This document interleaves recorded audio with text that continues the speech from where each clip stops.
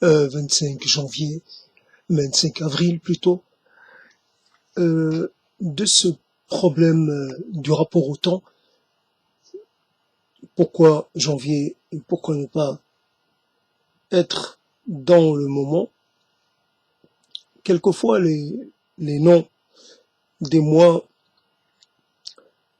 se révèlent dans leur vérité. Voilà, le temps passe, ou plutôt c'est comme ça qu'on le perçoit. On imagine le temps comme le cycle.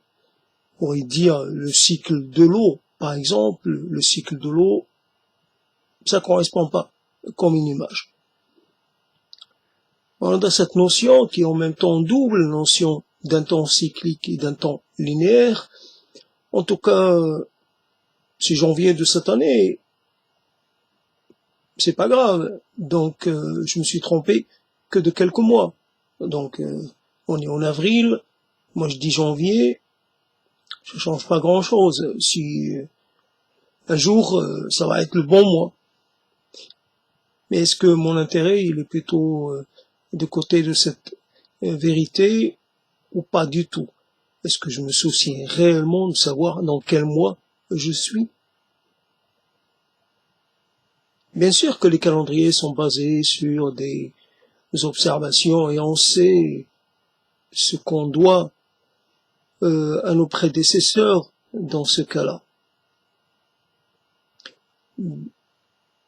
La régularité, être dans l'anticipation, pouvoir anticiper pour pouvoir finalement utiliser, exploiter les... Donc il faut, non pas qu'on va inventer le temps, mais on va connaître le temps pour pouvoir l'utiliser à notre avantage.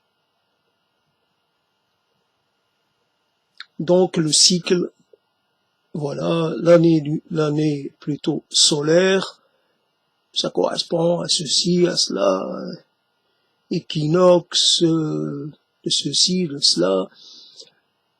Donc, il y a des cycles. C'est vrai que si ça devient donc la notion de temps, à ce niveau-là, devient pas tellement subjective. Donc, si je suis dans la production primaire, j'ai intérêt finalement à faire attention. Si je dois labourer, il y a un temps pour labourer, il y a un temps pour semer, il y a un temps pour laisser reposer. Voilà, donc il y a un temps. Il y a un temps plus favorable qu'un autre. Si je me décale trop du temps de la tradition, du temps du calendrier suivi par les autres, ben je risque de le payer cher. Ben, que ce soit dans un sens ou dans un autre. Que je commence plus tôt, afin que je fasse preuve d'une trop grande, comment dire, que je commence trop tôt ou trop tard. Après, les cycles peuvent changer. À ce moment-là, on a des années pendant lesquelles les précipitations arrivent très tard. Il y a un nouveau cycle, comment on peut appeler ça, hydrique ou quelque chose comme ça. Donc, ce qui fait que l'année, le temps laissé à l'exploitant, ben finalement, il n'est plus comme auparavant. Donc, il faudrait changer de calendrier presque. Donc, un calendrier adapté à ce qui est en train de se passer actuellement. Donc, quelques précipitations, puis plus rien. Donc on peut pas dire, tiens... Donc pour ce qui est du temps, finalement, uniquement par rapport à l'erreur involontaire de remplacer le mois d'avril par le mois de janvier. C'est vrai qu'il y a des gens qui peuvent se retrouver hors temps, hors du temps, presque dans une sorte d'intemporalité, évidemment propre à eux, personnel. C'est quand on commence à être régi par des rythmes différents quand on commence à avoir une vie nocturne assez conséquente, donc comment dire, logiquement, on va en avoir une de diurne ou qu'au moins longue. Ce qu'on gagnerait d'un côté, comme si, en fait, en débordant sur la nuit, d'une certaine façon, on se prive d'un potentiel que l'on pourrait avoir pendant le jour. Nous sommes des êtres plutôt diurnes, et c'est ce qui fait, voilà, c'est comme ça que nous sommes. Ouais. Donc, le décalage. Comment on peut travailler sur le terme du décalage? Décalage social, décalage peut-être psychologique, ou même quand on commence à se décaler, à partir de quel moment ce décalage devient malfaisant, devient dangereux pour soi. On décale, on repousse l'exécution d'une chose, on la repousse d'un jour, on la repousse de 2 jours, on la repousse de 3 jours. On fait un peu cette gymnastique du repoussage ou du repoussement jusqu'au moment où finalement le passage à l'acte devient sans intérêt. Voilà, simplement quand j'ai une idée, et si je ne l'attaque pas immédiatement, ben je perds de la charge, je perds même de l'intérêt pour l'idée. Donc je me suis lancé dans cette prise de parole comme ça, avec une petite idée dans la tête, et finalement c'était juste pour dire le plaisir peut-être de prendre la parole, le plaisir d'avoir les mots dans la bouche. J'ai entendu tout à l'heure un personnage qui a une voix, et j'ai pensé, voilà,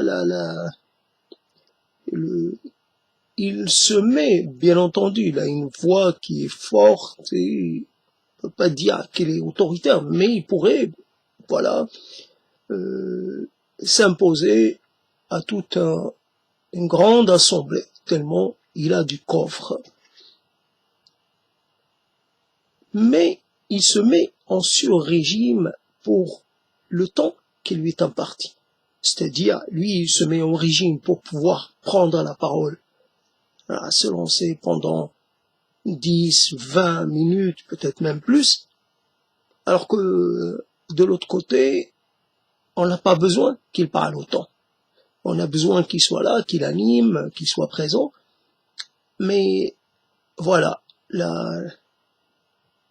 l'accord, comment dire, tacite, c'est de ne pas trop parler. Et je trouve que c'est un personnage qui aime s'entendre parler, ce n'est pas un défaut, moi aussi. Sauf que moi, en français, j'ai pas le coffre qu'il a, lui. Mais par contre, j'ai du coffre, ça c'est évident, ça dépend, ça dépend du moment. Pour avoir un certain temps, pour se hausser au niveau de ce temps doctoral ou professoral, il faut avoir déjà parlé. Faut qu'il y ait, c'est comme si il faut qu'il y ait un certain, comme de la compétition. Il faut qu'il y ait un intérêt évident. Quand il n'y a pas d'intérêt, on garde un ton bas. Ça sert à rien de se mettre à vociférer, à hausser la voix. Ça sert à rien. Puisque quelque part l'enjeu, il n'y a pas d'enjeu presque. Voilà. Donc simplement, prendre la parole n'a pas de but précis. C'est comme quand on fait quelque chose et après on essaie de décrire ce que cette chose a de particulier. On va dire, j'ai pris la parole, mais pendant le temps passé à parler, quels sont les concepts qui ont été convoqués. Voilà. Y a-t-il eu beaucoup de concepts? Y a-t-il eu des concepts variés? Les arguments, c'est-à-dire les arguments d'autorité, et puis les arguments un peu moins dominants, un peu moins mais voilà, donc les arguments d'autorité, les arguments faibles, c'est ça. Voilà, on peut comme finalement dans un cadre pictural, on essaie de voir quelles sont les lignes de force, quelles sont voilà diagonales, choses comme ça, courbes, voilà comment le réalisateur a fait en sorte que l'attention soit focalisée sur, si on met la Vierge à l'enfant ou la Vierge l'annonciation, choses comme ça, on va obligatoirement l'annonciation à Marie, évidemment, on va faire en sorte que tout ramène vers le personnage essentiel qui est la Vierge. Donc évidemment la centralité, et puis voilà. Donc on voit quels sont les éléments centraux du discours qui sont rappelés à chaque fois.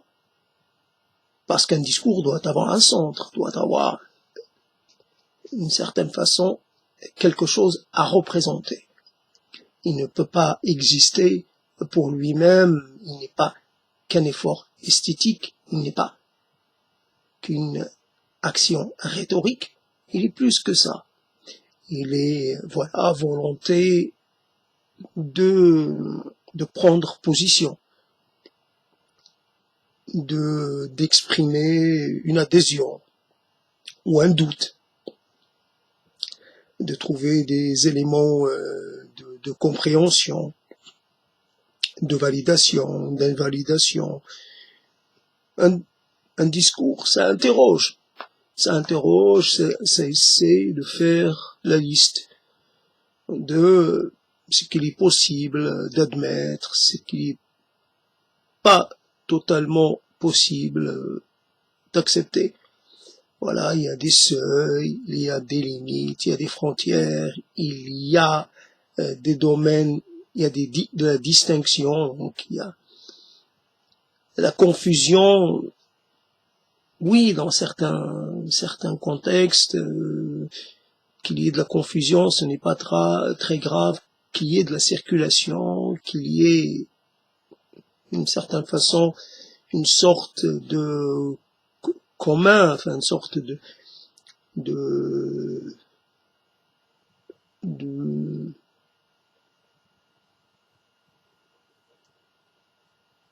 communalité. Je sais pas si.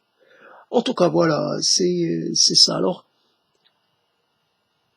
quand on a personne qui parle, c'est évident, c'est le constat premier, le constat permanent du vide qui se rajoute à un vide précédent qui lui aussi se rajoute à un autre vide. Et donc, une série comme ça, presque de néons, voilà, qui se suivent. Il y a, comme on pourrait dire, l'économie de la parole. Alors, économie, ce n'est pas dans le sens de gérer, de réduire la parole, mais c'est peut-être l'économie dans le sens comment elle se fait, comment elle se produit, comment elle se transforme, ses cycles, ses points forts, ses points faibles, ses contradictions, sa dynamique, ses changements d'état, ses variations. Voilà donc la parole. Il y a donc l'économie de la parole. Il y a une chose qui reste, c'est-à-dire beaucoup de choses ont été dites au hasard des échanges, évidemment des échanges qui étaient tout sauf contrôlés, qui se faisaient dans l'improvisation et dans le presque. Il n'y avait pas de gestion de la parole. La parole pouvait, comme ça, anarchiquement, voilà, se produire. Et oui, il y avait des moments où il y avait une jouissance, mais il reste rien de cette jouissance. Il reste pas de traces. Donc, comme si on avait un capital, c'est comme si on avait une possibilité, que cette possibilité, on l'a un petit peu épuisée dans des... Alors on essaie de revenir vers une parole qui n'est pas, qui va être, qui va pas disparaître, qui continuera d'exister après son émission. Voilà, ça a des chances de connaître une certaine permanence. Bon, tout est relatif, mais voilà, on fait tout pour que ça ne se sublime pas en quelque chose qui est d'irréel. Le souvenir, c'est réel, le sentiment. Qu'est-ce que t'en as retenu? Ben, cette personne, elle est un peu dérangée, elle est un peu folle, c'est un peu un poète, c'est un peu un être un peu fantasque. Voilà ce qui reste. Et cette impression. Et voilà, fantasque. Le côté quelqu'un qui s'emballe, qui se met en sur-régime pour rien, pour n'importe quelle petite... il faut un prétexte, une étincelle, puis ça y est, il est parti, il croit finalement, et il ne peut pas se rendre maître de sa jouissance. Il ne sait pas la faire, comment dire, la préserver. Il veut jouir dans l'instant. La parole, voilà, comme ça, c'est une jouissance un peu différée, un peu, voilà, une jouissance sur plein de plans. Et donc il y a une sorte de... Parler avec quelqu'un, c'est d'une certaine façon risquer d'avoir une interférence non utile, même si l'autre reste toujours présent. Mais on essaye le plus possible de s'autonomiser dans la prise de parole. Donc l'idée, encore ces phrases dites, n'ont pour finalement finalité que que d'exister. Ils n'ont pas pour projet d'installer quelque chose, d'aboutir à quelque chose. Il n'y a pas de projet, il n'y a pas de finalité. La finalité, c'est uniquement d'occuper un espace vide, de le remplir de sonorités pendant un certain temps, et puis l'instant d'après, on recommence, voilà, on recommence. À l'instant d'après, je vais m'allonger, je vais continuer à faire dans l'automatisme. Donc je vais, pensons par là, arriver à saisir quelque chose. Si, qu'est-ce qu'on cherche? En allant ici et là, en lisant ceci et cela, qu'est-ce qu'on cherche? Qu'est-ce que c'est que cet insaisissable derrière lequel on court? Bien entendu, ma parole est là, c'est la notion d'insaisissable. Et là, moi, je suis l'enfant de mes échanges. C'est-à-dire que je peux pas effacer l'autre, puisque je suis issu des multiples échanges que j'ai eus avec les autres, ou que j'ai cru avoir eu avec les autres, peu importe. Après, je suis l'enfant de France Culture. Évidemment, France Culture sur 40 ans et quelques. Donc France Culture, avant c'était France Inter, avant c'était Radio London, puis de tas de choses. Donc je suis un enfant de la radio. D'où évidemment mon intérêt pour l'oralité. C'est ça. Donc quand je dis le mot insaisissable, c'est sûr que ça me vient de quelque part. Insaisissable, pour y dire l'indicible aussi. L'ineffable, je sais pas, quelque chose qui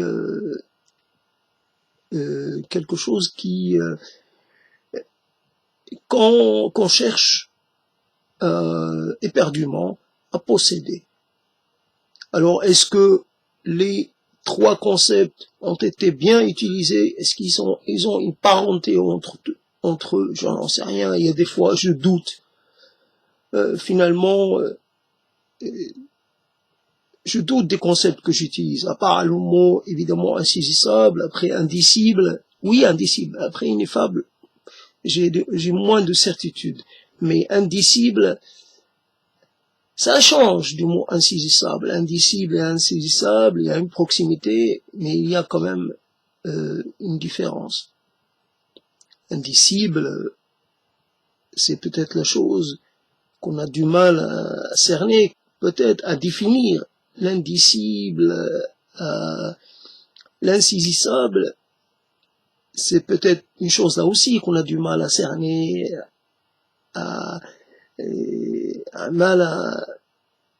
même à formuler. L'indicible, c'est presque quelque chose de, comme si les deux concepts évoluaient à des rythmes différents.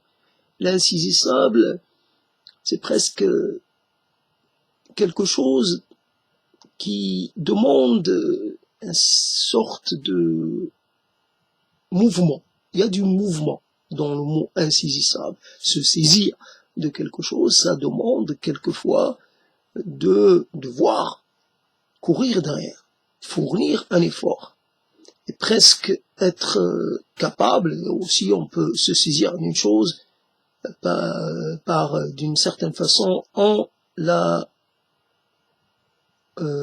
essayant de la, comment dire, de la voir par surprise. Voilà, on surgit derrière, puis on l'attrape.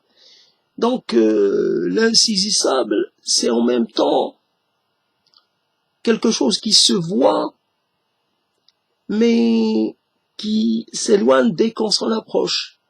Et donc ça nous force à toujours rester en chasse, en quête. Après l'indicible, c'est le sensation qu'on a du mal à formuler. Donc les sensations qu'on a du mal à, c'est presque les choses qui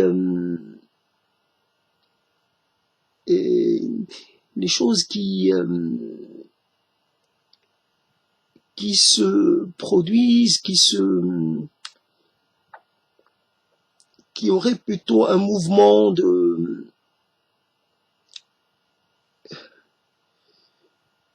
une sorte de rythme beaucoup plus c'est-à-dire moins exubérant. indicible, c'est obligatoirement presque le cachet, presque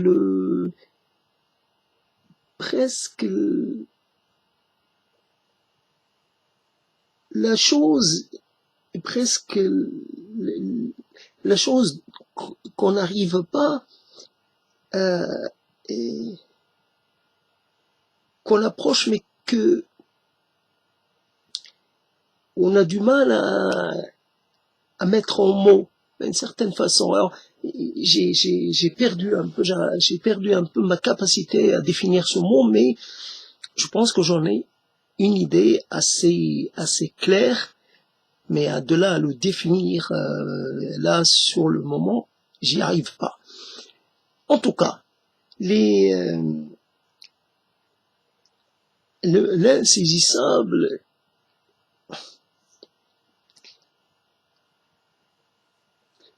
dans cette histoire de mouvement, on est peut-être à la recherche. De quoi est-ce qu'on serait à la recherche?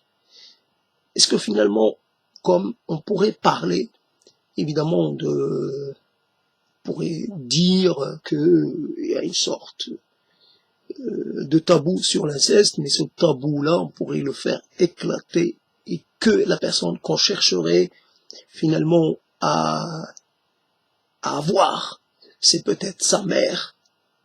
C'est une possibilité, c'est une chose avec laquelle on peut travailler. Faut pas s'interdire parce que c'est interdit. C'est uniquement au niveau hypothèse un peu poussée, mais ce n'est pas grave. Mais c'est que ça ne correspond pas à une réalité subconsciente. Pas l'impression que c'est ça. Donc, c'est uniquement pour dire que j'ai la capacité de le dire, mais après je passe peut-être à quelque chose de beaucoup plus évident, qui est celui de revenir, non pas posséder la mère comme on pourrait posséder n'importe quelle femme, si le mot possession ne convient pas. Dans mon expérience à moi, je n'ai pas possédé, j'ai été l'outil. J'ai été celui qui finalement faisait ce qu'il avait à faire pour donner du plaisir. Donc il n'y a pas de possession. Le terme est impropre, le terme n'a aucune réalité effective, le terme est une vue de l'esprit. Donc dans la réalité, on est là, on est à l'écoute du désir féminin, on essaie d'être à la hauteur de l'attente, on essaie d'être performant. Mais le rapport, la sensation d'avoir quelque chose en soi, bien entendu, j'ai eu la sensation de mettre mon sexe dans un endroit et j'ai trouvé que cet endroit, cette sensation qui est évidemment très ancienne, l'humidité et la chaleur, voilà, du vagin a donné, a permis à mon sexe de me transmettre une sensation, une sorte, voilà. J'ai fait une rencontre, j'étais dans un milieu que j'ai considéré comme étant le mien, en tout cas celui de mon sexe. Voilà. Mais c'est tout, ça s'est arrêté là. Alors que par exemple, si je donne un coup de rein, il est possible que ce soit à l'origine d'une onde de plaisir, mais moi je n'ai je ne ressens rien. Je vois la personne, évidemment, s'exprimer, vivre, j'assiste en spectateur. Voilà mon rôle. Je suis le spectateur. Un spectateur évidemment impliqué, observateur impliqué, mais c'est tout. Mais je dépasse pas ça. Donc évidemment, la notion de donner plaisir à sa mère n'a aucune chance de correspondre à aucune réalité. Enfin, posséder sa mère n'a aucune réalité. Par contre, celui au-delà de la possession, je veux dire, sexuelle, comme accepté de façon courante, ben finalement, c'est de revenir habiter, et peut-être pas posséder, mais habiter le corps de la mère, de l'intérieur. Revenir peut-être parasiter la mère, mais c'est comme ça. De revenir à donc si on pourrait quêter, c'est ce moment. Alors comment exprimer ce moment? Ce moment, est-ce qu'il était si extraordinaire que ça? On peut interroger, au lieu de continuer d'avoir une vision idéale ou idéalisée, trop idéalisée de ce séjour, long, moyennement long, qui n'est pas court quand même, mais c'est un séjour qui a duré, je sais pas à quel moment on s'est rendu compte qu'on y était, donc à partir du quatrième mois, cinquième mois, alors à ce moment-là. Mais auparavant, peut-être, voilà, on n'était pas capable de ressentir quoi que ce soit. Mais à un moment, on commençait peut-être à entendre les battements du cœur de la mère, quand on commençait à suivre les déplacements de la mère, à entendre la voix de la mère même atténuée, et à entendre un peu ce qui, peut-être même ce qui se disait peut-être. Donc commencer peut-être à ressentir les humeurs de la mère. Peut-être, tout cela est de l'ordre du supposé. C'est que de l'hypothèse. Mais qu'est-ce qui permet de se protéger du monde? Même pour les gens les plus courageux, les plus sûrs d'eux, il y a un moment où on est traversé par la peur, par l'appréhension, par la crainte. La crainte, ça peut prendre plusieurs formes, ça peut être pour des tas de raisons, quelquefois totalement infondées, mais ce n'est pas grave. Mais il est évident que beaucoup de choses ne sont que de l'ordre de la recréation. Il n'y a pas de mémoire à ce niveau-là. Mais on peut imaginer, comme ça, de façon presque gratuite, qu'est-ce qu'on a à perdre? Que quelque part, ce qu'on cherche, c'est plutôt un monde, voilà, le paradis, le vrai paradis. D'ailleurs, le vrai paradis, c'est une jouissance continue. Donc, ça correspond à rien. La jouissance en continu, il n'y a pas de jouissance quelque part sans privation. Il n'y a pas de jouissance sans désir. Donc, c'est, voilà. Donc, la mer, c'était pas non plus la jouissance permanente. On était peut-être anxieux, que peut-être même l'anxiété de la mer nous était communiquée. Donc, on évoluait, mais on était à l'abri malgré tout. On était alimenté, on était fourni en tout ce qui nous était nécessaire, voilà, sans avoir à pleurer, sans avoir à crier, sans avoir à demander, voilà, c'est ça. Et puis, sans faire du mal à la mer d'ailleurs, non plus. On avait un monde et on n'était pas dérangé par le monde. On pouvait, et voilà, le ventre de la mer fonctionnait comme un atténuateur ou un absorbeur de tout ce qui les bruits extérieurs. Et qui pourrait peut-être nous gêner. Je ne sais pas à quel moment on commence à porter de l'intérêt, avoir de l'intérêt pour l'extérieur, en dehors de la mer. Donc des questions, on peut se poser la question sur le pourquoi de notre finalement de notre non pas addiction, mais cet acte qui ne s'arrête jamais. J'apprends des choses sur le monde. Évidemment, j'ai besoin d'apprendre, je ne sais pourquoi, parce que ce que je vais apprendre, je ne vais pas l'utiliser, ça va même pas me servir comme monnaie d'échange avec quelqu'un.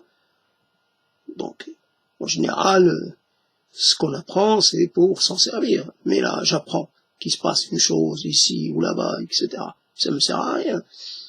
Il y a un désir, une petite curiosité, quelquefois même morbide, D'accord, j'ai satisfait à cette curiosité morbide, voilà, d'accord. Mais je peux pas non plus faire que ça. Je sens, ça me plaît pas, ça me dérange. Donc voilà.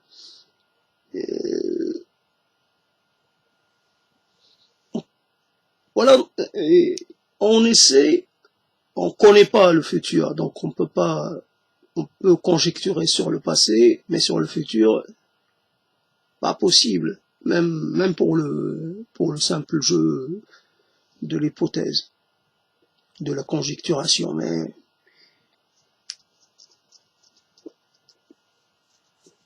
voilà, donc bon, comme quoi j'ai réglé son compte à Oedipe. Je cherche pas à posséder ma mère, je cherche pas à tuer mon père, prendre la place, pas du tout. Oui, finalement, je sens que j'ai une dette. Voilà, la dette. C'est plus à rembourser une dette qu'autre chose. J'aurais aimé un peu, peut-être, comme dans cette histoire que j'ai entendue il y a 40 ans, et comme ça, un enfant, un adolescent, j'imagine, ou un préadolescent, qui dit à sa mère, qui veut plus, je sais pas quoi, avec sa mère, et il dit, dis-moi combien de litres de lait tu m'as fait boire, je les rembourserai, après tu me demandes plus rien. Ah si, avec que ça. À l'époque, je me suis arrêté là, sur ces propos qui me paraissaient, qui me laissaient un peu, voilà, sans réaction. Comment peut-on présenter les choses? Mais aujourd'hui, je peux dire, comment peut-on réduire les choses à finalement, cette fonction cette fonction mammaire. La mère n'est pas qu'une mamelle. La mère, d'abord, il y a ce rapport, c'est 9 mois, peut-être plus 5 que 9, mais on va dire 5, 4, 3,5, peu importe, les vrais moments pendant lesquels on est en j'allais dire coprésence, voilà. La mère est présente en moi et moi je suis présent en elle. Bon, c'est assez facile de dire ça. En tout cas, on ne peut pas finalement dédommager la mère d'aucune façon. Et puis, ce n'est même pas exigible, ce n'est même pas nécessaire.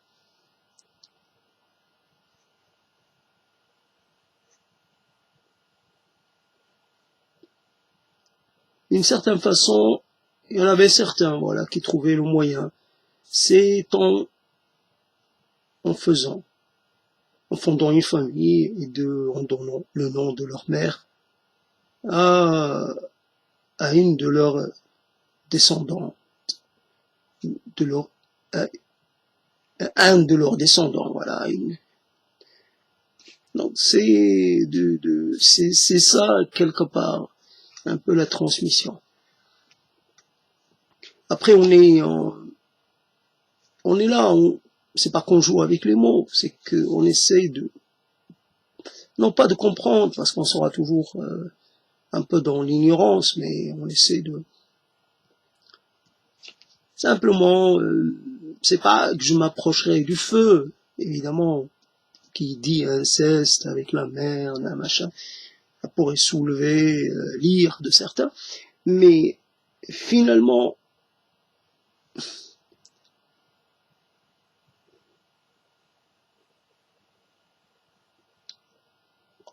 on a des reproches à faire à la mère, parce qu'on est livré dans le monde sans mode d'emploi du monde, sans explication, sans comment faire. D'accord, je suis conscient de l'effort que tu as fait, tu as fourni, etc. Je suis conscient de tous les sacrifices dont tu as fait preuve, etc. Ça, Mais après, est-ce que tu m'as demandé, est-ce que tu as pris mon avis? On peut avancer comme ça, dans l'absurde. Est-ce que tu m'as demandé mon avis? La difficulté, c'est que même à un âge très avancé, on est encore dans la question. Alors, il y a des questions qui sont plus légitimes que d'autres. Il y a des questions qui sont plus sensées que d'autres. N'empêche que toute question est bonne à poser. Est bonne à poser. Il y a pas, on peut pas hiérarchiser. On peut pas dire c'est, oui, qu'est-ce qui fait que l'on ressent toujours un petit décalage. Et là, je reviens donc sur le concept, vers le concept de décalage. On sent toujours un petit malaise, sentiment d'inconfort. Pourquoi je me sens pas totalement à ma place dans ce monde? Qu'est-ce qui a fait que? Pourquoi j'arrive pas? Pourtant, il me manque rien. J'ai tout ce qu'il faut, j'ai tous les sources nécessaires, j'ai toute la capacité de compréhension, d'analyse, de discernement, etc. Je sais me protéger, je sais. Et pourtant, qu'est-ce qui a fait que j'opte plutôt pour une sorte de destin contrarié, un destin plutôt, voilà, j'arrive pas à me l'expliquer. Voilà. Mère, si tu pouvais m'éclairer, si tu pouvais m'indiquer un peu, voilà. C'est ça le truc, c'est qu'on ne cesse pas de demander. Donc la responsabilité s'étend de là, et elle reste ouverte, voilà. Oui, il faut que tu m'expliques. Il faut que tu me permettes de naître à la compréhension. Voilà, c'est ton devoir. T'as pas le choix. Donc la prise de la parole, évidemment, en l'absence de l'autre, de tout autre, on chemine un peu au hasard. Donc il y a une pérégrination un peu, quelque peu chaotique, mais c'est comme ça. Pas de but, pas de destination particulière, simplement faire un pas devant, et puis un autre pas, puis un autre pas, rien de plus. C'est pas parce que à la fin il y aura quelque chose, il n'y aura rien. C'est comme ça qu'on le dit.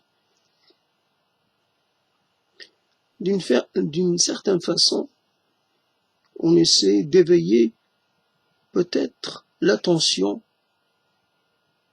de quelque chose. En n'arrêtant pas de dire oui, il n'y a rien, il n'y a rien, il n'y a rien, il n'y a personne, il n'y a rien au bout, il n'y a rien au bout. Peut-être que ça finirait par faire réagir quelque chose, quelconque entité qui dirait mais celui-là, il n'arrête pas de me chercher, il me provoque, il n'a pas de respect, il n'a pas de... Donc il va falloir que je me manifeste pour lui faire comprendre qu'il a largement franchi les limites de la bienséance. Et voilà. Mais bon, c'est que de l'ordre de la parole, de l'ordre du formulé, rien d'autre. Donc on dit il n'y a rien, mais en même temps, on peut pas en être sûr. Il n'y a rien, et tant mieux s'il y avait quelque chose. Donc, le rien, c'est difficile,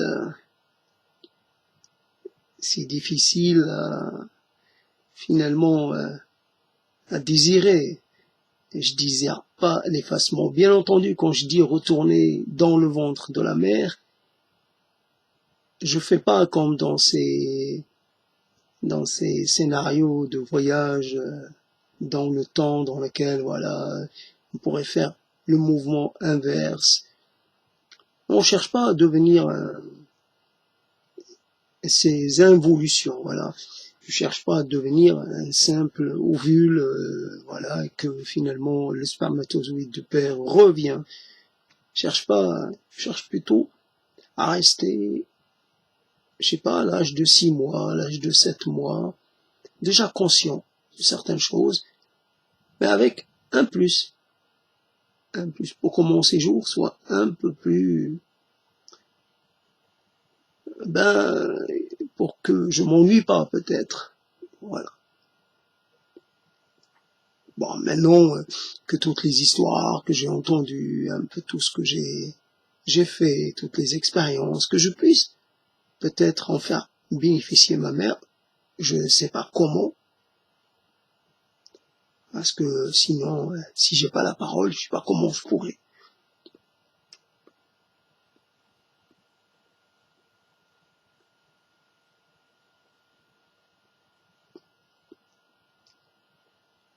C'est vrai que je dois à chaque fois signifier finalement ma redevance et ma dette vis-à-vis de ce corps. C'est vrai, ce corps dont je suis fait, c'est ce corps. Alors, par-delà sa mort, je continue un peu de le prolonger. C'est vrai, ses yeux, mes yeux, ce sont ses yeux, ma bouche, c'est sa bouche. Finalement,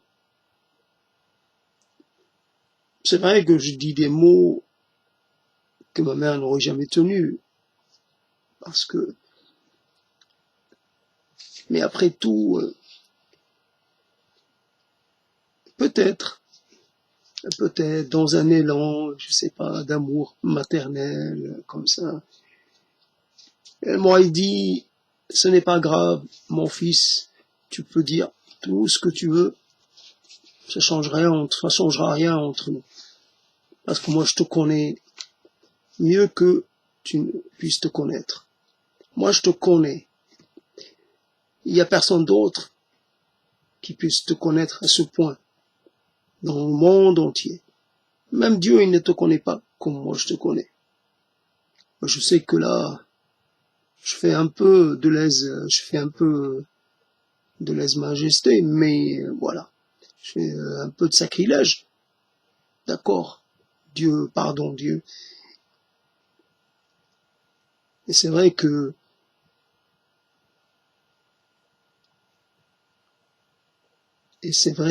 à la fin, qu'est-ce qui reste? Qu'est-ce qui reste? Qu'est-ce qui est important? Est-ce finalement, les choses qu'on affirme et qu'on défend? Ou est-ce qu'il n'y a pas plus important et plus essentiel? Là, ce sont des choses que je reprends, que j'ai déjà dites, mais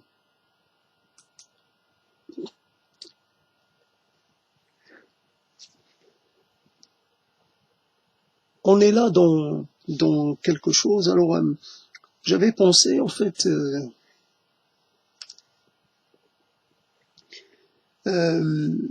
j'avais pensé à un terme qui était intéressant puisqu'on parle par rapport aux médias et en fait le terme de mettre en perspective. Je comprends pas très bien ce que c'est que de mettre en perspective.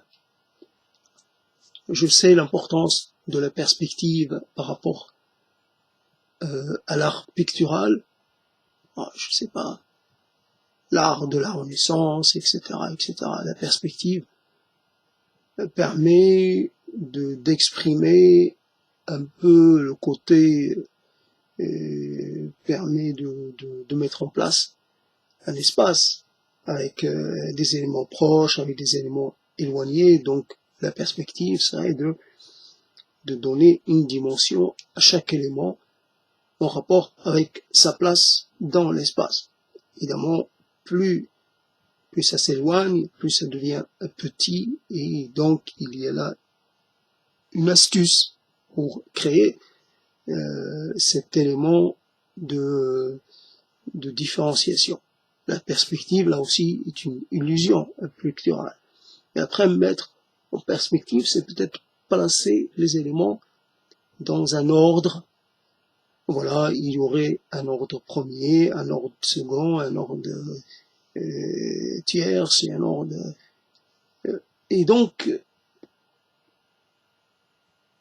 on ne confond pas l'importance entre les phénomènes.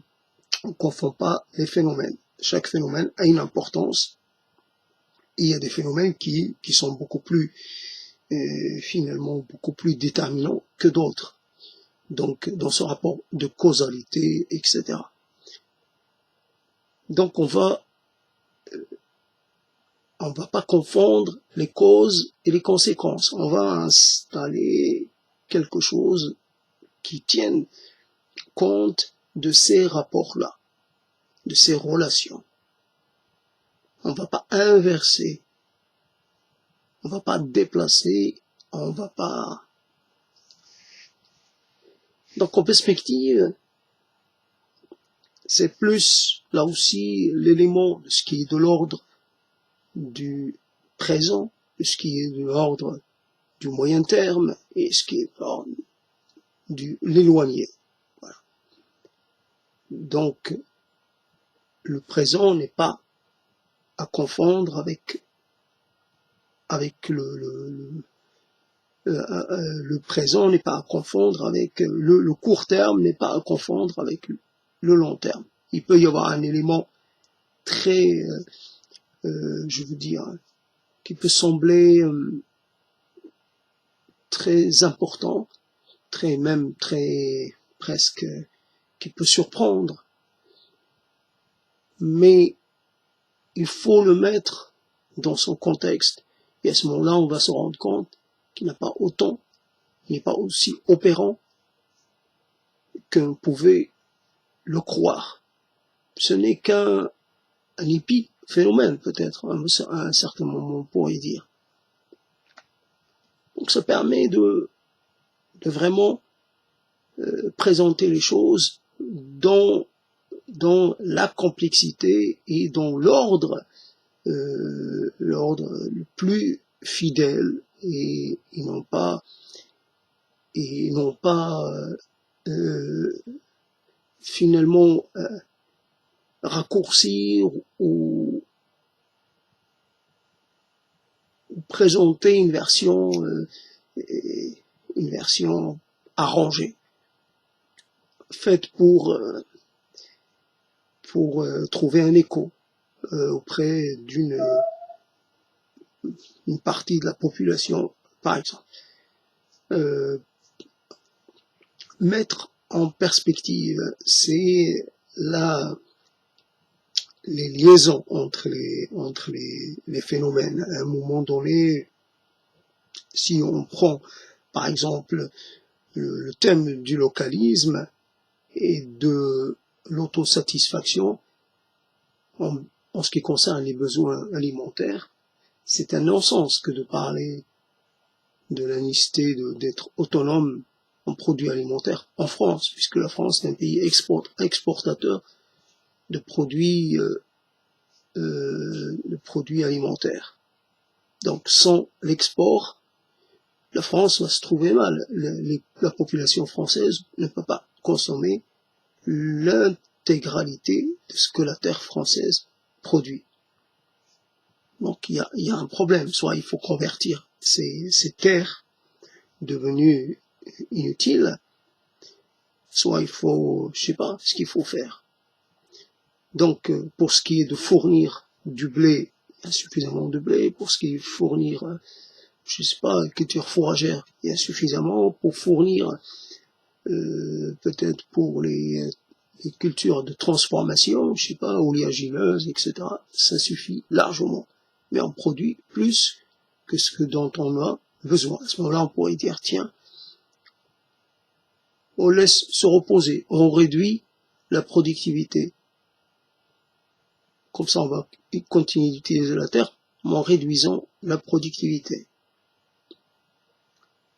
Mais l'échange, la perspective, c'est l'importance de l'échange. Parce que l'échange, il permet d'avoir ce qu'on n'a pas. On peut être autosuffisant dans un certain domaine, mais pas dans d'autres. Or, les besoins sont par nature très complexes et très divers. Pour avoir un élément technologique aujourd'hui, hier aussi, je sais pas, la France n'avait peut-être pas de nickel, ou pas suffisamment de nickel. Et je connais pas l'importance du nickel, mais évidemment, dans certains, je sais pas, un mélange, dans certains, je sais pas comment on le dit, ce terme, je sais pas, pour la fabrication d'aciers spéciaux, peut-être, je pense à rien, ça dépend. Il n'y a rien qu'au niveau de l'acier, des aciers, il y a toute une variété, donc, acier, je sais pas, qu'on pourrait produire pour les centrales nucléaires, ou pour les turbines, dans les, des éoliennes, ou des choses comme ça, les bateaux, etc. Peut-être qu'on aurait besoin d'aciers spéciaux, et ces aciers spéciaux, il faut obligatoirement que il y a le fer, mais il y a aussi la nécessité d'ajouter un autre matériau, nickel, je sais pas quoi, ça peut être. Donc peut-être qu'on n'aurait pas suffisamment de gisements de fer, par exemple déjà. Parlons pas de nickel, parlons juste de fer. Donc c'est bien, finalement pour l'échange, c'est bien qu'il y ait de l'échange, parce que là on peut toujours se fournir. Après évidemment, c'est qu'est-ce qu'on échange contre quoi. Donc il vaut mieux échanger des produits à haute valeur ajoutée plutôt que l'inverse. Et je suis content de n'avoir pas perdu ce terme économique. Ben voilà, donc on peut peut-être pendant un instant, un court moment de l'histoire, bien sûr chanter les louanges de l'agriculture locale, de la production locale, mais il ne faut pas non plus se voiler les yeux. On peut dire, tiens, comme j'ai entendu tout à l'heure, ben, il faut manger moins. Il faut manger mieux, manger moins. Mais c'est quoi le moins? On sait que des gens peut-être ne mangent jamais de certains produits, même vendus à des prix assez accessibles. Oui, la fraise, tout le monde ne mange pas la fraise, même espagnol. Donc il faut pas non plus. Il y a des gens qui ne mangent pas de fruits, il y a des gens qui ne mangent pas de légumes, donc très rarement. Donc c'est pas la question que les légumes voilà, on pourrait dire, voilà, sont pas chers, etc. Donc parler de manger local en payant 2 fois ou 3 fois ou plus le prix, c'est insensé, c'est complètement irréaliste. Cela ne correspond à rien. À rien.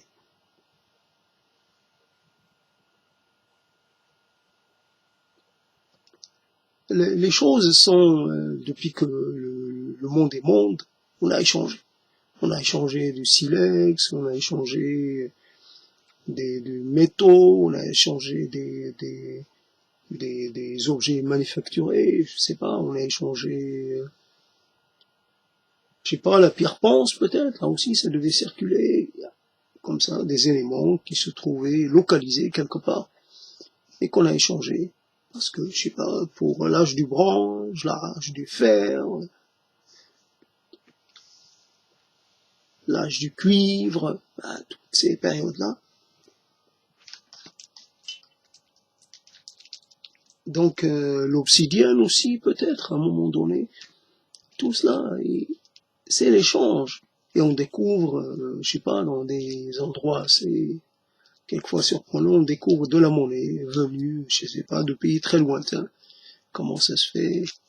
Voilà. Et à un moment, on a échangé de la porcelaine chinoise, et ça n'a pas attendu l'arrivée des Européens au XIXe siècle. C'était au IXe siècle, voilà, il y a l'histoire d'un navire arabe, enfin en tout cas musulman, ou islamique, qui était qui a coulé, qui était chargé de porcelaine de Chine. Voilà, évidemment.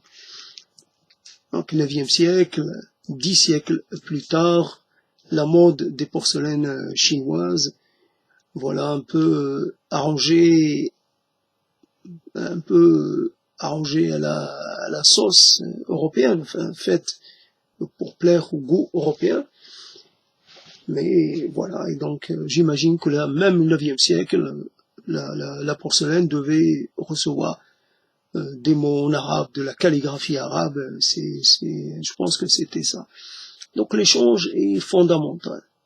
L'échange au niveau génétique, là, c'est nécessaire, et on voit à quel point cela est vrai. Ces mouvements de population, c'est d'abord pour des impératifs génétiques, on peut l'avancer, ça coûte rien de le dire. Quelquefois on dit une chose, on la balance comme ça, et puis voilà, advient que pourra. C'est pas chaque affirmation, évidemment, peut se prêter au jeu de la contestation, il n'y a aucun problème, mais bon, c'est pas la peine, je balance ça et puis je m'en vais. C'est pas une bombe puante, c'est pas un truc qui dérange, c'est simplement un truc comme ça. J'en tire aucune conclusion, je dis pas que, je parle pas de l'amélioration. Je dis pas que cela, c'est dans un but de mieux, finalement, de faire naître un être humain supérieur. Non, simplement, voilà, depuis que le monde est monde, l'être humain s'est déplacé. Évidemment, à l'époque, les frontières telles qu'on les connaît n'existaient pas, mais il existait sûrement d'autres frontières. La frontière est une donnée permanente, mais on pouvait circuler plus facilement. Il suffisait quelquefois si, voilà, il n'y avait pas. Donc, il pouvait y avoir un endroit de passage qui était plus facile qu'un autre.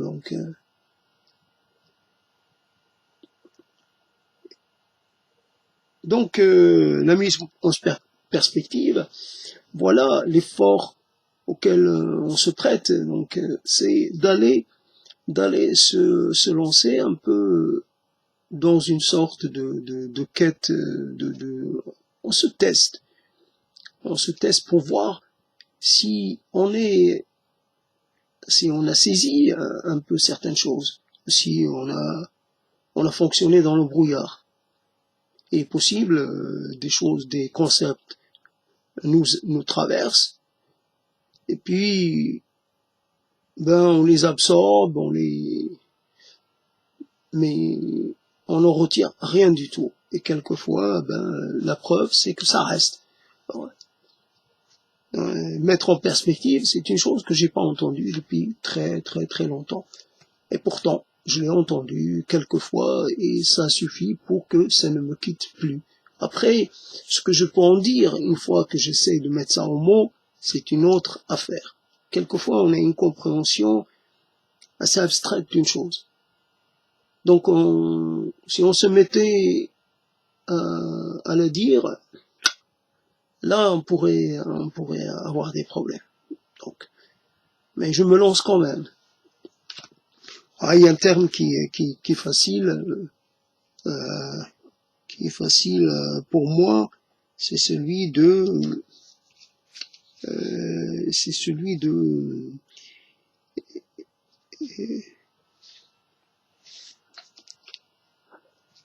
je pourrais choisir entre absurde et périclité, voilà, pour dire périclitement, absurdement, élégie et du surplace. Mais le mot surplace est intéressant. Sur donc, on fait dans l'immobilisme. Il y a souvent on est guetté, on risque d'être dans le surplace. Et au niveau de notre capacité à comprendre, à générer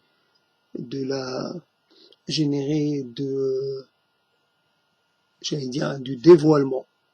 On a du mal à accéder à un degré autre de la compréhension. On s'arrête à un certain niveau et puis on n'en bouge plus. Donc voilà, faire du surplace. J'ai une idée, mais j'ai une quantité d'idées, mais j'arrive plus à en avoir d'autres. Donc mes idées sont plus ou moins stériles. Ça n'enfante rien d'autre. Ça n'a pas de, et on pourrait dire que une idée avec une autre idée, en les mariant, on pourrait s'attendre à voir apparaître quelque chose. Deux idées peuvent donner la vie à une troisième idée. Voilà, donc la base d'une sorte de triangle comme ça, mais ça ne marche pas comme ça. Alors on fonctionne avec, je sais pas, 20 idées, 30 idées, globalement, puis quelquefois on y ajoute une idée, ou alors la moitié d'une idée, voilà, c'est pas. Donc on fait du surplace. Donc j'ai une sorte d'intuition, je vis avec mes intuitions. À un moment donné, je suis arrivé à une conclusion, je reste fidèle à ma conclusion. Je dis pas, il serait temps que je passe à une autre. Ça va. Je l'ai assez accompagné, il m'a assez accompagné, c'est bon. On se sépare, bon ami, on se sépare en toute, voilà. Non. Voilà, je m'y accroche, voilà. J'aime, je l'aime de tout mon esprit. Pourtant, il n'y a rien qui mérite qu'on y soit fidèle, au-delà de toute mesure, au-delà de toute. Donc le surplace, voilà, le surplace, et en même temps, c'est pas finalement si mauvais que ça. On fait du surplace, à dire qu'on a la capacité de le faire. Quelquefois, on voudrait faire du surplace et on est écarté. Arrive quelqu'un, il vous pousse, il prend votre place. Quitte à faire dans le surplace, mais vous, au moins, il s'est débarrassé de vous. Ce que vous avez, c'est peut-être pas énorme, mais c'est déjà quelque chose. Alors, je dis pas que la personne cultivée, comme on dit, a quelque chose de plus que les autres. Il n'y a pas de cultivé, il n'y a pas de pas cultivé. Tout le monde est cultivé. Pour être un être humain complet, il faut avoir acquis de la culture. Et la culture, ce n'est pas la poésie qu'on trouve dans les livres, ce n'est pas la fiction qu'on trouve dans les livres, ce ne sont pas les diverses, finalement, théories qu'on trouve dans les livres, c'est les théories qu'on rencontre tous les jours. Des récits, on en recueille tous les jours. De la poésie, on l'entend tous les jours. Il y a des gens qui disent de la poésie comme ils parlent. On dirait qu'ils faisaient de la prose comme ils parlent. La poésie, c'est quelquefois, il y a des gens qui savent finalement parler avec une langue, avec une belle langue. On est poète dès qu'on regarde le ciel, dès qu'on regarde le soleil couchant, et dès que on s'arrête pour admirer. On est poète, on est philosophe dès qu'on jette un regard sur le monde, sur ce qu'il devient, ce qu'il advient du monde. Quand on voit la naissance, puis la fin, on voit que les choses sont dans une sorte de stabilité précaire.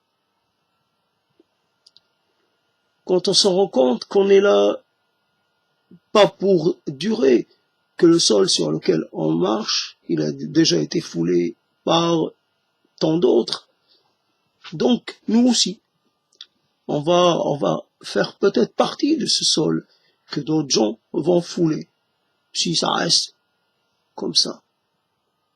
Bien sûr, on essaie peut-être, on anticipe un peu, on essaie d'organiser la dépossession, d'en limiter un peu les effets. Je protège ce que je possède. Et pour cela, j'ai la loi de mon côté, j'ai un papier. Mais il arrivera un moment où ce papier n'aura aucune valeur. Qu'est-ce qu'il dit? Qu'est-ce qui pourrait... Ah, je me rappelle, il y avait un endroit qui a été touché par une épidémie, par une famine, etc. Et les gens se sont enfuis, ont quitté le lieu. Voilà, ils sont allés se réfugier quelque part. Et donc, ils sont jamais revenus. Donc, les terres ont été reprises par d'autres. Donc, papier ou sans papier. Et voilà, les papiers, on le sait, c'est du provisoire, même si ça peut évidemment rester en place, rester valide, valable, je sais pas quoi, pendant un certain temps. Qu'est-ce qu'un siècle, qu'est-ce qu'un millénaire? Au regard, je sais pas quoi. Donc,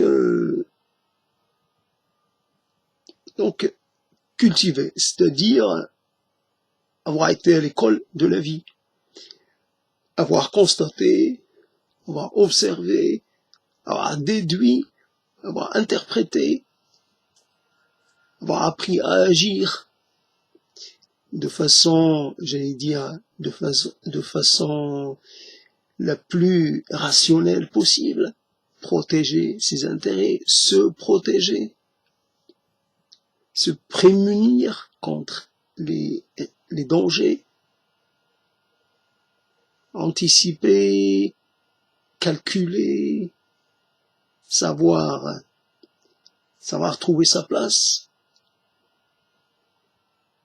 savoir se constituer des alliés, des alliances. Ça, c'est ça la culture. Et puis même culture, nature, ça ne veut strictement rien dire. La nature nous a dotés de cette capacité à comprendre. Donc c'est naturellement qu'on a la capacité de devenir des êtres cultivés. Mais cultiver, c'est pas s'écarter de la nature. C'est rester totalement inféodé à la nature. On n'a pas le choix d'être autre chose que cultiver. C'est-à-dire trouver mon intérêt. C'est-à-dire me préserver. C'est-à-dire aussi comment avoir rapport au temps, comment avoir rapport au passé, comment me situer, comment dans une filiation, quelles sont les choses sur lesquelles je dois veiller ou pas, mon patrimoine, quelles sont les choses essentielles. Ah, évidemment, ce qui est essentiel pour moi peut ne pas l'être pour un autre. Bon, on peut finalement, parce que je suis né, je ne peux naître que, évidemment, je serai là où je suis obligé je reçois un peu la couleur, je reçois mes identifiants, je suis de cet endroit. Évidemment, je suis marqué par cet endroit, donc j'ai lourde empreinte, un énorme marquage. Évidemment, j'aurai du mal à m'en défaire. Mais c'est important que je sois de mon territoire. Je peux pas vivre en étant dans la différence et en étant dans l'opposition. Je dois savoir connaître les usages, les coutumes, les manières de faire, etc., les valeurs. Voilà le côté nature. Connaître les spécificités de mon territoire, connaître les capacités de ce territoire, savoir défendre ce territoire, savoir peut-être rendre ce territoire beaucoup plus facile à vivre, beaucoup mieux doté en ceci, en cela. Voilà donc le couple nature-culture, il se pose pas tant que ça. L'opposition est une survivance d'une époque dans laquelle on voyait qu'il y avait un côté un côté instinctif, qu'il y avait des êtres gouvernés uniquement par l'instinct et d'autres gouvernés par la raison, par le libre arbitre, par ceci, par cela. Donc, simplement, quand on voit des choses, on tire, bien sûr, on constate, mais il est facile de constater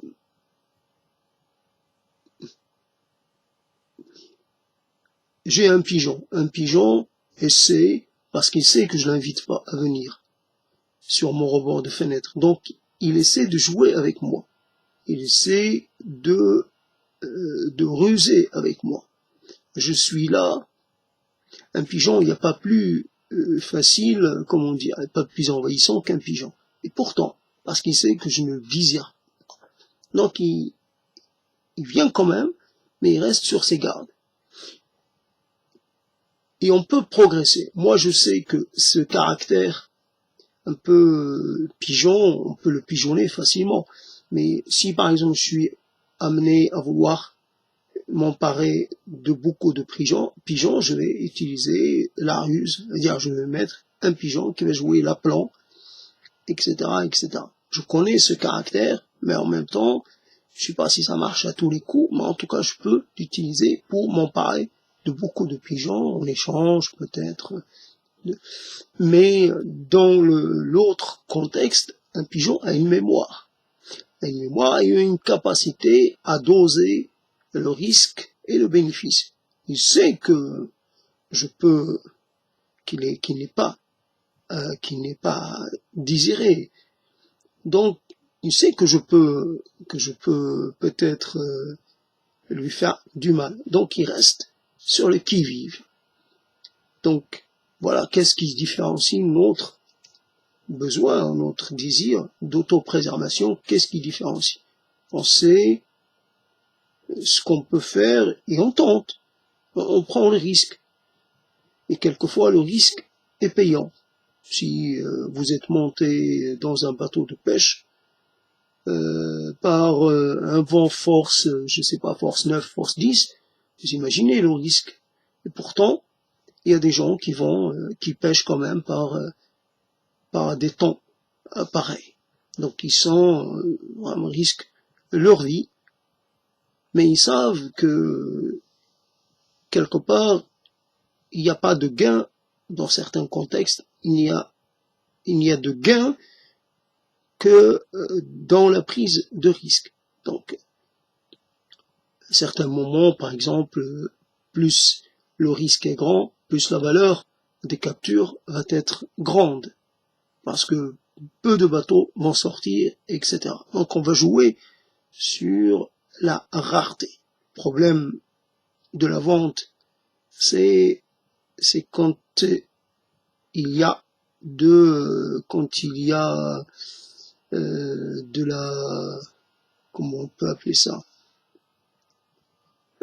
de la profusion. C'est la rareté qui fait l'intérêt d'une activité. Donc, des vagues ou des vagues force, je sais pas quoi, donc des vagues force 10, hein, c'est avec quelque chose d'assez, voilà, il faut le vivre pour peut-être pour pouvoir en parler. J'imagine, moi je suis monté dans un bateau, dans un petit bateau, par temps calme, et les creux, et les vagues, c'est obligatoirement, ça fait tanguer un bateau. Donc normalement, par mer calme, ou légèrement remonté. Et donc, ça tangue, on voit que c'est une coquille de noix, comme on dit. C'est vraiment rien. Non seulement c'est petit par rapport à l'immensité, mais on voit l'immensité que dans l'horizontale. Mais si on devait penser aux profondeurs c'est la quantité d'eau, hein, que la quantité d'eau. Après, cette quantité, elle n'est pas qu'en surface, elle n'est pas que, elle est aussi en profondeur. Donc, si un bateau commençait à couler, donc, on va pas dire, voilà, c'est ça le problème. On est rien, et on peut pas être, c'est pas une chose dont on peut revenir facilement. Ça y est, trop de risques, je m'arrête, je descends. Non, on ne descend pas. Donc on continue. Voilà donc la culture est par opposition à la nature. Donc après, pour essayer de parler de périclité, c'est intéressant le mot périclité. Pourquoi on ne pourrait pas dire décliner tout simplement? Pourquoi il y a le mot périclité? Évidemment, je ne connais pas son histoire. Mais périclité, ça permet de dire que la chose, finalement, à un moment, elle a connu un stade de presque d'excellence, qu'elle avait une performité assez haute. Puis finalement, elle a commencé à percliter, comme si une chose subissait une sorte de, comme si ça se décomposait, comme si ça finissait par s'effondrer, mais très doucement. Et quelque chose qui perd de cette densité, mais par petits coups, presque imperceptibles. Donc péricliter, c'est décliner en silence, sans vague, sans soubresaut, sans effet, voilà, sans démonstration. Alors que décliner, je sais pas exactement, décliner, le jour décline, on peut dire le déclin, peut-être le déclin, quelquefois ça convient mieux quand on parle d'un groupe humain, d'une civilisation, d'une culture, etc. On peut dire le déclin de la civilisation gréco-romaine, des choses comme ça, on pourrait dire ça. Ouais.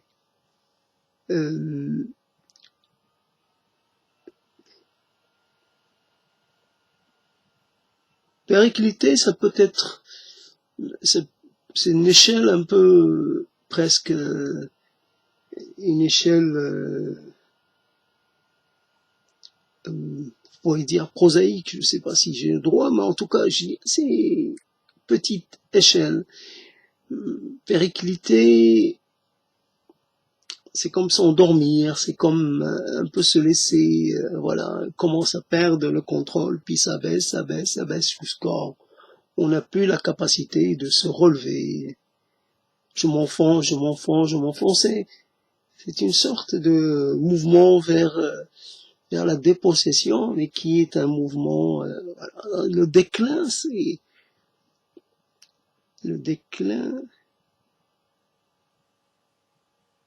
pas le déclin des routes commerciales, là c'est des phénomènes de grande ampleur, voilà, déclin, alors on sait que là, ça va toucher plusieurs groupes humains. Péricliter, ça peut être à une échelle individuelle, tandis que le déclin, c'est peut-être un secteur d'activité économique ou d'activité d'échange tout entier. Le déclin de ce secteur industriel, le secteur de production, aussi donc le déclin de l'activité minière, de l'activité, je sais pas, dans un endroit, voilà, ça va faire en sorte que la région va perdre de son attractivité, c'est fini, voilà. Cette région, elle entre en état de mort, j'allais dire, mort clinique, comme on pourrait dire. c'en est fini. Alors, périclitème, c'est un terme qui est, je sais pas, on pourrait dire déclin des capacités cognitives, mais on pourrait pas dire périclitement. Je sais pas pourquoi il y a tant de mots pour parler d'une chose qui paraît un peu très semblable. Pourquoi tant de synonymes quand il suffit d'un mot? Aujourd'hui, j'ai entendu le mot impéritie. Ben, je sais plus que, voilà, pourquoi il y a quelqu'un comme ça qui un jour va avoir entre les lèvres un mot que personne n'utilise. Pourquoi a-t-elle éprouvé le besoin d'articuler ce mot en particulier? Peut-être l'impéritie, ça veut dire peut-être l'impuissance ou quelque chose. Quand on manque quand on n'agit pas, quand on manque d'efficacité, je sais pas, ou le fait de se tromper, voilà, l'impéritie, l'impuissance ou l'incapacité. Si voilà, il l'avait utilisé dans un contexte qui m'a permis de garder cette impression-là. Est-ce que j'ai l'impression que j'en ai gardé? Est-ce qu'elle est bonne ou pas? Voilà. Après, c'est être dans une position totalement, c'est assez particulier que d'être là à secouer les bras, puisque je peux pas montrer ma tête. Voilà, je suis un être acéphale. Voilà, j'ai pas de tête. C'est vrai que je parle, mais j'ai pas de tête. Alors, peut-être que ma bouche, elle est là. Je me rappelle cette histoire dans laquelle, je sais pas quoi, quelqu'un, voilà, qui a eu un rapport charnel avec une extraterrestre, et elle a passé la nuit à jouer avec son oreille. Pour elle, c'était comme ça qu'on faisait l'amour. C'est ça le truc. D'ailleurs, ça fait plus tellement rire, ce genre j'allais dire, de petite satire presque. Alors, aujourd'hui, les gens vont être forcés, il faut le déconfinement acté, de trouver des manières de copuler ou d'être dans une proximité sans être proche. Donc, il y a eu, comme ça, dans les fictions de toutes sortes, des rapports sans contact, sans attouchement.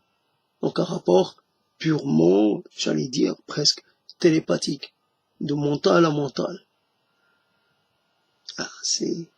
En plus, la différence, c'est qu'il n'y avait pas cette distance de sécurité. Il n'y avait pas un mètre, il y avait rien. C'est des gens côte à côte qui s'allongeaient côte à côte, chose qui est impossible en l'état actuel des choses, qui n'est pas du tout recommandée. Donc c'est copuler en étant à 2 mètres de distance. C'est ça. Alors évidemment, il y a des gens qui n'étaient pas du tout coutumiers finalement de cette faculté qu'a le temps de nous détromper. C'est ça le truc. On croit que on est sur une voie, puis on se rend compte qu'on a été mis sur notre voie, sans qu'on ait rien à dire. On n'a pas notre opinion, on n'a pas notre avis à donner. Voilà, on était déplacé, un déplacement, comment on pourrait dire, un déplacement épistémologique ou je sais pas quoi, total. Voilà, il faut revoir un peu toutes les catégories d'analyse, les catégories d'articulation, je sais pas quoi. Il faut introduire des éléments. Alors il faut recourir à des éléments qui étaient laissés de côté. Voilà, aujourd'hui il faut réinventer des relations entre des choses qui auparavant n'appelaient pas à cette rencontre. Voilà, une chose. Comme par rapport à cette proximité, la proximité c'était un indice de l'état, de la qualité d'une relation, voilà, ou de la personnalité d'une relation. Plus on était proche, quelque part moralement ou mentalement, plus on était proche physiquement. Donc ça, plus on avançait vers l'autre, plus on avait de chances de raccourcir la distance, jusqu'au moment où on est totalement collé à l'autre. Aujourd'hui, se coller à l'autre est interdit par les saintes lois de l'autopréservation. Un acte, fût-il très bénéfique, il ne mérite pas qu'on y mette autant de nous-mêmes. Voilà, je ne mets pas ma vie en jeu uniquement pour pouvoir finalement passer un moment agréable avec quelqu'un. Je préfère m'en abstenir. Et l'abstinence va devenir une loi très moderne, très actuelle. Abstenez-vous. Voilà. Comme cette histoire, il y a des gens qui ont vécu dans une période de pénurie, et donc pour eux, ils disaient retenez-vous, la prospérité ne dure pas. Soyez dans une certaine économie, faites attention, l'ère de prospérité n'est pas permanente. La prospérité est de courte durée. Donc c'était jouir.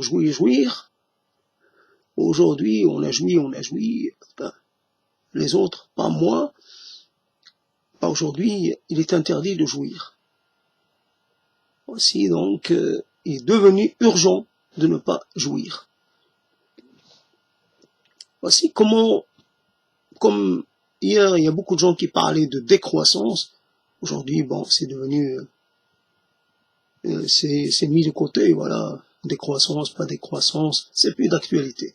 L'actualité, c'est de pouvoir continuer d'exister. Croissant comme décroissant, peu importe. On est tous logés à la même enseigne comme défenseurs de l'environnement ou pas.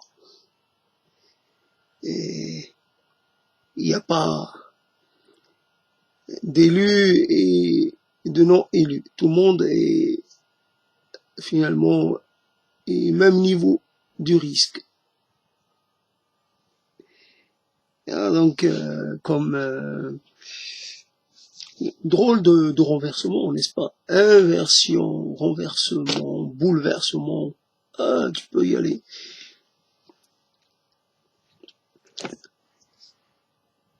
Donc il y a un moment où voilà, on est là comme à la barre d'un navire. Ce navire-là, il ne compte aller nulle part. Il n'est pas à la dérive non plus, mais c'est pour le simple plaisir de faire une sortie en mer. On va rester, on cherche même pas à pêcher, rien. C'est juste être là au milieu des flots et se laisser bercer par les flots. Évidemment, on est sorti par temps calme. Voilà, et d'être loin de peut-être la cacophonie du monde. Voilà, on se sent un petit peu à l'écart du reste du monde. On n'est plus soumis à la loi, on n'est plus soumis au règlement, quoique, mais a priori, en mer, personne ne va dire ah, tiens, est-ce que vous avez payé le droit de stationnement? En mer, voilà, on peut s'arrêter où on veut, ou presque, évidemment, presque. Mais en général, sauf en mer du Nord. Et peut-être il y a des endroits très fréquentés à ce moment-là. On peut pas faire ce qu'on veut, mais il y a des endroits. Le reste, la mer, on peut y être. Ça appartient à personne. Donc on peut s'y installer autant qu'on veut. On ne gêne personne. Donc c'est la zone, et peut-être la zone qui reste ouverte, l'ultime, on pourrait dire l'ultime frontière, comme disaient certains.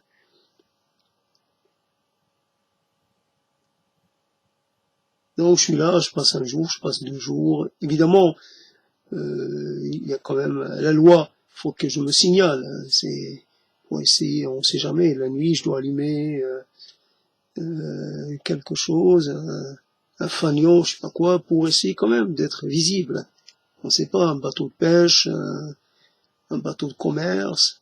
Oui. Quoique, bon, tout le monde aujourd'hui est équipé de radar, donc il y a peu de risques, mais on sait jamais. Une petite barque qui n'a pas de radar. Donc parler pour parler sans avoir d'autre but que celui de rester là. Il y a des gens qui restent quelque part à observer. Ils ne disent rien, ils sont silencieux parce que ils n'ont pas besoin, il n'y a pas de parler à voix haute. Et d'autres fois, on n'a rien à observer. On s'observe à travers les mots. Donc on est obligé d'expectorer les mots. Voilà. De les sortir un peu à l'extérieur.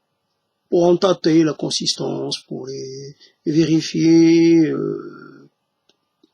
pour en connaître un peu la nature, pour les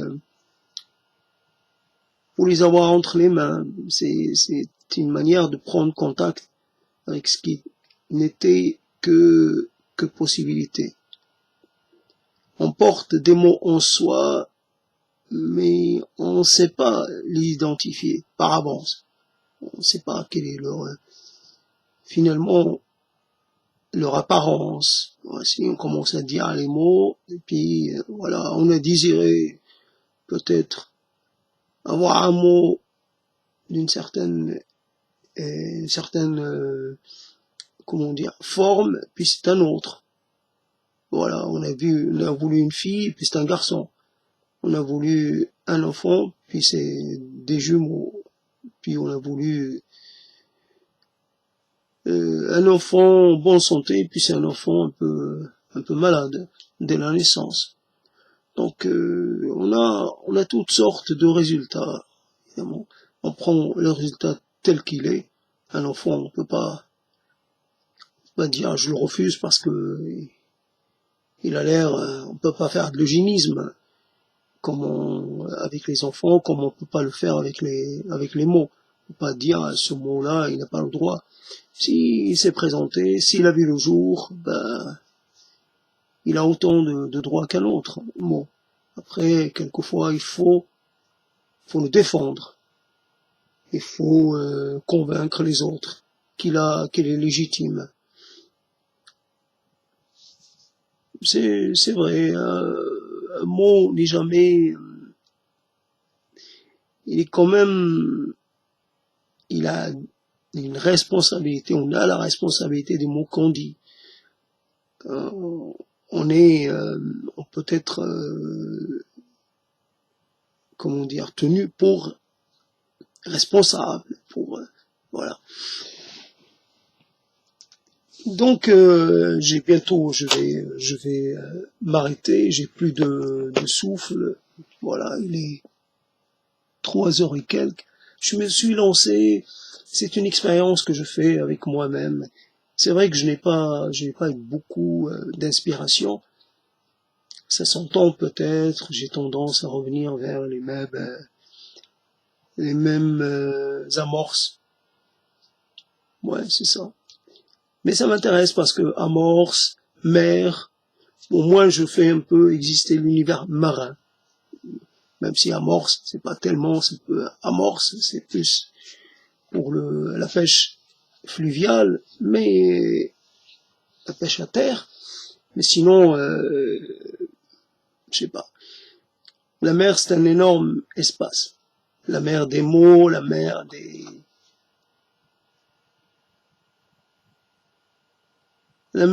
hypothèses, la mer des envolées lyriques, je sais pas, la mer de toutes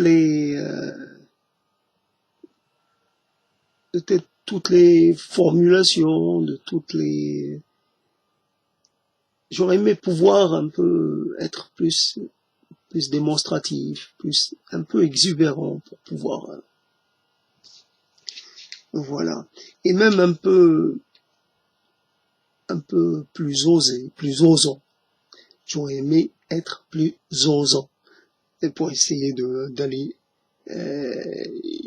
titiller quelque chose, non pas quelque chose chez quelqu'un, mais en moi-même. Simplement voir, un peu approcher mes limites.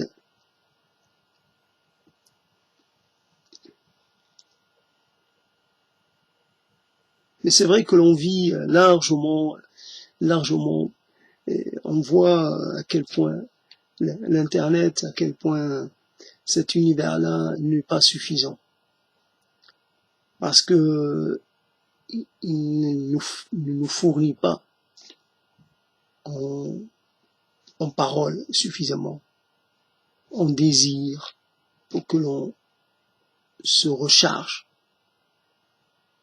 Une parole échangée en vrai nous recharge. Il nous fait approcher de quelque chose à laquelle on ne prêtait pas attention. Le fil de la conversation. Le fil de la conversation, quelquefois, il nous met entre les lèvres quelque chose qu'on n'a pas l'habitude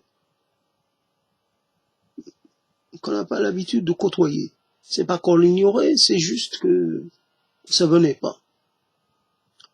Pour y dire, voilà, on n'avait pas l'amorce nécessaire. Avec la conversation, avec l'échange avec l'autre, on a toutes sortes d'amorces. Et finalement, on finit par prendre beaucoup de choses différentes. Voilà, quand on revient, on peut dire, tiens, j'ai de quoi tenir pendant un moment, et ce que j'ai ramené, il va me servir pour plusieurs usages. Donc voilà, là c'est des choses dont je vais user très rapidement, d'autres choses que je vais garder pour plus tard, une chose que je vais ajouter à une autre, je vais pouvoir faire des mélanges, je vais pouvoir inventer, je vais pouvoir explorer de nouveau. Donc, dans le spectacle du monde, il y a comme un nouvel éclairage qu'on ajoute. Voici un aspect qui était à l'ombre et qui se révèle parce que on a ajouté une lumière. C'est ça ce que permet le contact avec l'autre. Mais quand l'autre n'est pas là, il faut faire avec ce qu'on a. Et quelquefois, on est devant un mur que l'on n'arrive pas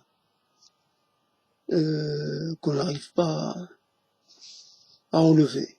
Un mur là imposant. C'est notre mur. On espère que quelque chose a quand même de toute cette chose issue de toute l'accumulation réalisée pendant des décennies, on espère. Comme quelqu'un qui se mettrait à l'écoute de son irrationalité, il espère que en laissant les mots venir à leur guise, en leur lâchant la bride, à la fin, est quelque chose qui soit quand même, qui soit quand même dans une forme relativement intelligible, relativement, voilà, bien amenée. Voilà, il y a une chose dont on peut, qu'on peut quand même valider. Alors là, il y a beaucoup de déchets, mais il y a des choses qui méritent qu'on les mette de côté. Voilà, donc un discours non contrôlé, pas du tout, comment on peut dire,